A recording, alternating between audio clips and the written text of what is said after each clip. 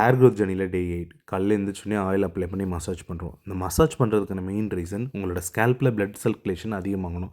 நம்மளோட ஆயில் இருக்கக்கூடிய ரோஸ்மெரி வந்து அதுக்கு ரொம்பவே சப்போர்ட் பண்ணும். ட்ரை நட்ஸ் சாப்பிட்றதுக்கு பதிலாக 10 விதமான நட்ஸை மிக்ஸ் பண்ணி ரெடி பண்ணினேன் இந்த பயோட்டின் பவுடர் தான் நான் சாப்பிட்றேன். இனிமேல் நம்ம ரொட்டீனில் இது மட்டும்தான் இருக்கும்போது ஹைட்ரேஷனுக்கு நல்லா தண்ணி குடிச்சுக்கோங்க.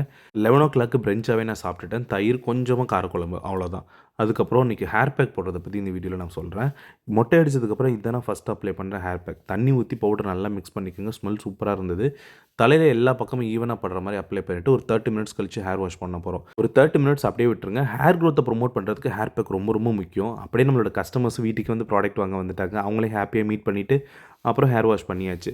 ஹேர் வாஷ் பண்ணும்பொழுது ஷாம்பு யூஸ் பண்ணுவான்னு கேட்டால் கண்டிப்பாக யூஸ் பண்ணுவேன். ஏன்னா இந்த ஹேர் பேக்கோட ஸ்மெல் வந்து ரொம்ப ஸ்ட்ராங்காக இருக்கும். ஷாம்பு போட்டு நல்லா வாஷ் பண்ணதுக்கப்புறம் லைட்டாக ஹேர் பேக்கோட ஸ்மெல் இருக்கும். அது ஒரி பண்ண வேண்டாம். அப்புறம் நம்மளோட ஹேர் க்ரோத் சீரத்தை அப்ளை பண்ணிவிட்டு இன்றைக்கான ஹேர் கேர் ரொட்டீனை கம்ப்ளீட் பண்ணிடுறோம். நீங்கள் என்ன ஃபாலோ பண்ணீங்கன்னு மறக்காமல் சொல்லுங்கள்.